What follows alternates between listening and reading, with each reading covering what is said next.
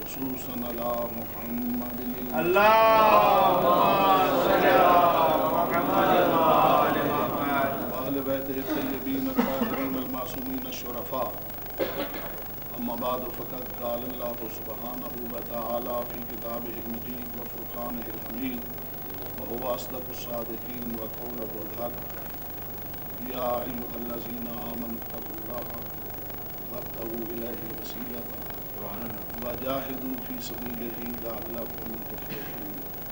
صلوات پڑھنے عمل النواب۔ اللہم صل علی محمد وآل محمد۔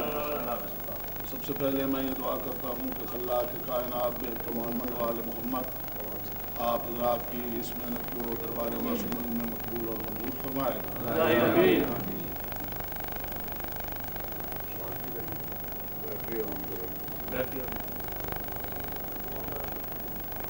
اور محمد وآل محمد بلند تر صلوات۔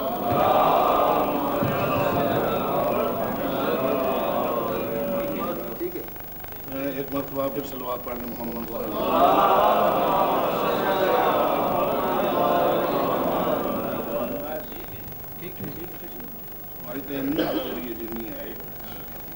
برائے ظہور امام زمانہ بلند تر صلوات۔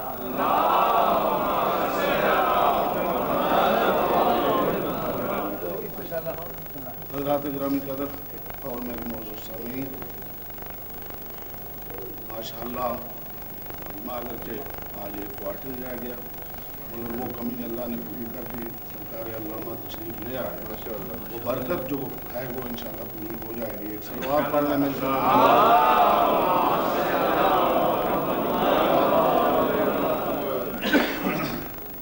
میں نے آپ کے سامنے قرآن مجید سے چند لفظ تلاوت کرنے کا شرف حاصل کیا۔ ارشاد ہے یا ایھا الذین آمنوا اتقوا اللہ وابتغوا الیہ الوسیلۃ وجاہدوا فی سبیلہ لعلکم تفلحون۔ اے ایمان والو، تقوی اختیار کرو اور وسیلہ تلاش کرو اور اس کی راہ میں جہاد کرو تاکہ تم کامیابی سے ہمکنار ہو سکو۔ اس آیت کے اندر اللہ تبارک و تعالیٰ نے جنت میں جانے والے لوگوں کی نشانیاں بیان فرمائی ہیں، اور دوسری چیز جو بیان فرمائی وہ یہ یعنی ان لوگوں کی تردید کی ہے جو یہ کہتے ہیں اللہ کے سوا کسی کو نہ پکارو۔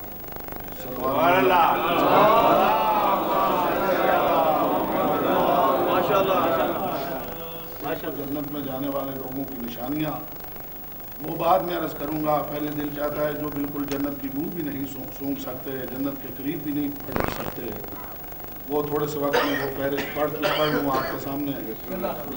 لوگ بالکل جو جنت کے قریب بھی نہیں پھٹک سکتے، ان میں کا سب سے پہلا مشرک، اور مشرک اسے کہتے ہیں جو اللہ کو نہ مانتا ہو۔ مشرک اسے کہتے ہیں جو اللہ کو نہ مانتا ہو۔ اگر اس نے لا الہ الا اللہ پڑھ لیا، یہ ہے علاج اس کی اس بیماری شرک کا، یہ ہے مطہر اس کی اس نجاست شرک کے لیے۔ اگر اس نے لا الہ الا اللہ پڑھ لیا تو مطلب یہ ہے کہ وہ مشرک نہ رہا، مگر جب تک لا الہ الا اللہ نہ پڑھا وہ مشرک ہے، اور وعدہ ہے ان اللہ لا یغفر ان یشرک بہ ویغفر ما دون ذلک لمن یشاء، خدا مشرک کو کبھی نہیں بخشے گا۔ جو ہے آپ اگر اس نے لا الہ الا اللہ پڑھ لیا تو اس کے یہ معنی ہے کہ شرک کی بیماری سے صحت یاب ہو گیا، شرک کی نجاست سے پاک ہو گیا، مگر جب تک اس نے محمد الرسول اللہ نہ پڑھا اس وقت تک کافر رہا، وہ کفر کی بیماری اس کے ہاں رہی، کفر کی نجاست اس کے ہاں رہی۔ اگر اس نے محمد الرسول اللہ پڑھ لیا تو اس کے یہ معنی ہے کہ اب وہ کفر کی بیماری سے بھی ٹھیک ہو گیا، کفر کی نجاست سے پاک ہو گیا، لا الہ الا اللہ نے شرک سے پاک کر دیا، محمد الرسول اللہ نے کفر سے پاک کیا۔ اور جب تک محمد الرسول اللہ نہیں پڑھا تھا مشرک کے ساتھ ساتھ یہ بھی حتمی جہنمی تھا، کافر یہ بھی قطعاً جنت کی بو نہ سونگھ سکتا۔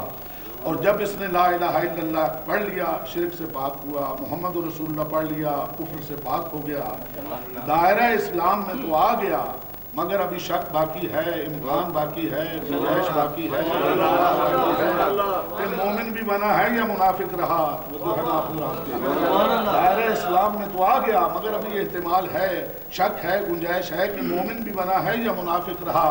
معلوم ہوا کوئی کلمہ ایسا پڑھنا پڑے گا جو وعدے کر دے کہ مومن ہے منافق نہیں، اور کافر و مشرک کے ساتھ ساتھ منافق بھی حتمی جہنمی ہے، واضح رہے آپ اللہ پہ۔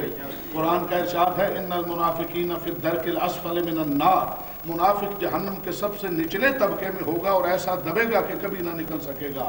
ہے کافر بھی جہنمی ہے، مشرک بھی جہنمی، مگر لگتا ہے منافق ان سے سخت ترین جہنمی ہے، اس لیے کہ جہنم کے سب سے نچلے طبقے میں بھیجا جائے گا۔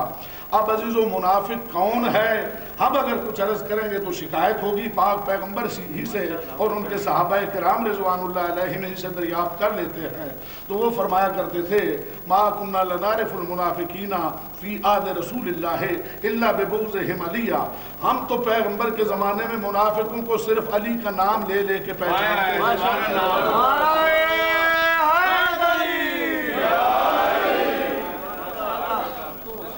نام لے کے پہچان لیتے تھے۔ جو بندہ علی ابن ابی طالب سے دشمنی رکھتا تھا، بغض رکھتا تھا، ہمیں پتہ چل جاتا تھا کہ یہ منافق ہے۔ عزیزان گرامی جب وہ منافق بھی نہ رہا اور لا الہ الا اللہ کے بعد محمد رسول اللہ پڑھ لیا، توجہ، اور اس کے بعد علی ولی اللہ تو پڑھنا ہی پڑے، ایک صلوات پڑھ لیں بلند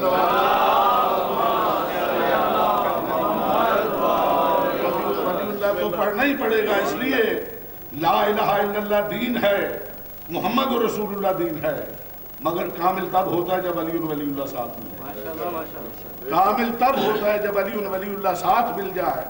اور جس دن دعوت کا آغاز تھا اس دن بھی کہا تھا میں یہ پروگرام لے کے چلا ہوں، جو اس میں میری مدد کرے گا وہی میرا وزیر ہوگا، وہی میرا وسیع ہوگا، وہی میرا جانشین ہوگا۔ سمجھنے والے تو اسی دن سمجھ گئے تھے کہ اعلان تین قسم کے ہو رہے ہیں، توحید کو ماننا ہوگا، میری رسالت کو ماننا ہوگا، اور میرے وزیر کی وزارت کو بھی ماننا ہوگا، میرے وسیع کی وصایت کو بھی ماننا ہوگا۔ اور جنہیں شک رہ گیا تھا غدیر خم، جو یوں سمجھیے کہ آخری پروگرام ہے اور آخری برنامہ ہے تبلیغ کا، وہ آغاز تبلیغ، یہ انجام تبلیغ اور انتہائی تبلیغ، وہاں بھی بازو بلند کر کے دکھایا اتنا کہ بغلوں کی سفیدی نظر آنے لگی، اور کہا تھا سلمان جو گزر گئے ہیں انہیں واپس بلاؤ، جو آ رہے ہیں ان کا انتظار کرو، جو گزر گئے تھے انہیں واپس بلایا گیا، جو آ گئے تھے ان کا انتظار کیا گیا۔ پالان ہائے شوتر کا منبر بنایا اور اس کے بعد فصیح و بلیغ خطبہ کے بعد ارشاد فرمایا الست اولی بکم من انفسکم، کیا میں تمہارے نفسوں پہ اولا اور مولا نہیں؟ قالوا بلا یا رسول اللہ، سب نے کہا ہاں مولا آپ ہمارے مولا ہیں۔ اخذ بید علی، علی کا ہاتھ پکڑا اور فرمایا من کنت مولا ہو فہذا علی مولا، جس کا میں مولا ہوں اس کا علی مولا ہے۔ حکم پروردگار ہوتا ہے حبیب، بلغ کا کام ہو گیا، بلغ کا معنی منہ سے ہی کہنا ہے، مگر ان لم تفعل، ابھی کچھ ہاتھوں سے بھی کرنا ہوگا۔ مسند ابو داؤد 83 کے صفحہ نمبر 123 کے اوپر لکھا ہے حضرت سلمان فرماتے ہیں مجھے حکم دیا تبرکات والا صندوق پیش کرو، میں نے وہ صندوق پیش کیا، پیغمبر نے اپنا امامہ نکالا اور علی ابن ابی طالب کو بلایا، علی کے سر پہ امامہ باندھنا شروع کیا۔ ابن کثیر کے لفظوں سے پڑھوں آپ کے سامنے، علی خود فرماتے ہیں امامانی رسول اللہ یوم غدیر خم، نعرہ حیدری، اللہ تتاری پہنتے ہیں، جو امامہ باندھتے ہیں، آپ کو معلوم ہے امامہ سارا اس طرح باندھا جاتا ہے، اس طرح سارے اس کے پیج جو ہیں اس طرح آتے ہیں، مگر ایک پیج جو ہے جو بعد میں تحت الحنک کے بھی کام آتا ہے وہ واپس آتا ہے۔ علی فرماتے ہیں امامنی رسول اللہ یوم غدیر خم کے دن جب پیغمبر نے میرے سر پہ امامہ باندھا، آخری پیج واپس لے کے آ رہے تھے، اوپر سے آواز آ رہی تھی الیوم اکملت لکم دینکم واتممت علیکم نعمتی ورضیت لکم الاسلام دینا۔ اے پیغمبر تو نے علی کے سر پہ امامہ تمام کر دیا، ہم نے تیرا دین ہی تمام کر دیا۔ لا الہ الا اللہ دین ہے، محمد رسول اللہ دین ہے، مگر کامل تب ہوتا ہے جب علی ولی اللہ ساتھ مل جائے۔ لوگ کہتے ہیں علی ولی اللہ کے کوئی ثبوت، عزیز و توجہ رہے آپ حضرات کی۔ اب میں کیا عرض کروں، کتابیں میں پڑھتا جاتا ہوں، شمار آپ کرتے جائیں۔ حضور فرماتے ہیں لما اسری بی لیلۃ المعراج، یہ ریاض النظرہ میں آپ کو ملے گا، ذخائر العقبہ میں ملے گا، بہت ساری کتابوں میں۔ حضور فرماتے ہیں جب مجھے جنتوں کی سیر کرائی گئی، میں نے جنت کے صدر دروازے پہ لکھا ہوا دیکھا لا الہ الا اللہ محمد رسول اللہ علی صلوات اب یہ یہاں توجیہ اس وقت کرنے کی ضرورت نہیں کہ جس چیز کے اوپر علی ولی اللہ لکھا ہو وہ بتانے کی ضرورت نہیں، یہ پراپرٹی کس کی ہے، توجہ ہے نا آپ؟ خدا گواہ ہم تو جانتے ہیں جس بس کے اوپر علی ولی اللہ لکھا ہو سمجھنے والے جاننے دیکھنے والے سمجھتے ہیں یہ بس شیعوں کی ہے۔ جس مکان پہ علی ولی اللہ لکھا ہو، جس امام بارے پہ علی ولی اللہ لکھا ہو، جس بلڈنگ پہ علی ولی اللہ لکھا ہو، مجھے ان مولانوں کا ڈر ہے جیسے علی ولی اللہ دیکھتے ہیں ان کا ترا نکل جاتا ہے، جنت دیکھ کے کہاں جائیں گے۔ نعرہ حیدری،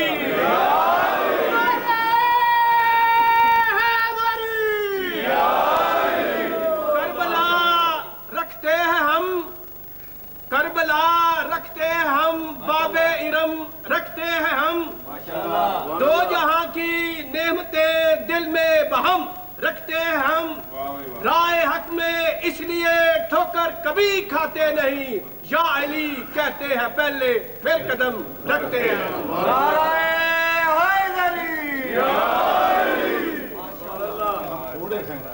تھوڑے ہیں اس لیے ہر بات عزاداری کہاں لکھی ہے، ماتم کہاں لکھا ہے، یہ 4 بیٹیاں اور ایک بیٹی کہاں لکھی ہے، وہ ثبوت سارے چونکہ تھوڑے ہیں لہذا سارے بوجھ جو ہیں وہ نزلہ بار عضو ضعیف۔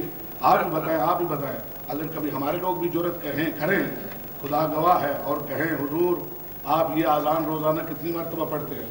5 مرتبہ، جمعے کے دن گن لینا 6 مرتبہ پڑھتے ہیں، اور اگر کوئی جمعہ رمضان المبارک ہوا تو 7 مرتبہ پڑھی جاتی ہے۔ صبح 2 پڑھتے ہیں، ایک ابن ام مکتوم کے نام سے، ایک بلال کے نام سے، توجہ رہے آپ۔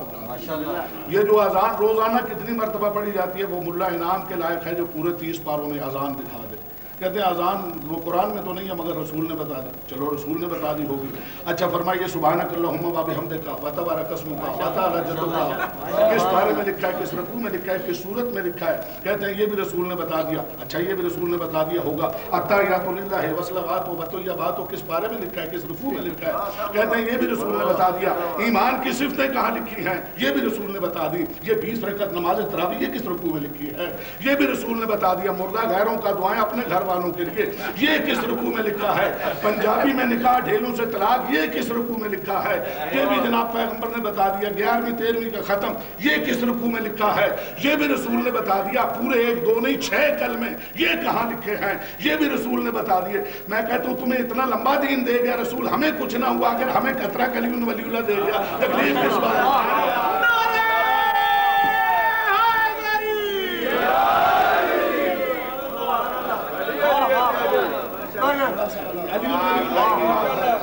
علی ولی اللہ، اور توجہ رہے آپ حضرات کی، ایک جملہ اس سلسلے میں عرض کر چکا ہوں وہ ریپیٹ نہیں کروں گا۔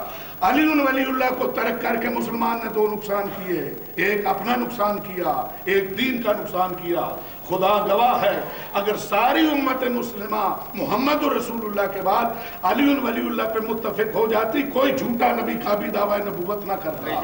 علی ولی اللہ سب سے بڑی دلیل ہے ختم نبوت کی، اور یہ کسے معلوم نہیں ہے کہ غایات رسالت میں سے یہی ہے کہ جب نبی تمام ہوئے دین امام کے سپرد کرے، اور کلمہ بھی مکمل تبھی ہوتا ہے، اور ختم نبوت کے بعد ولایت و امامت علی ابن ابی طالب اور اس کا اعلان ہو جائے، اور یہی جنت کی ضمانت ہے، یہی نجات کی ضمانت ہے۔ ایک درود پڑھ لیں بلند آواز سے۔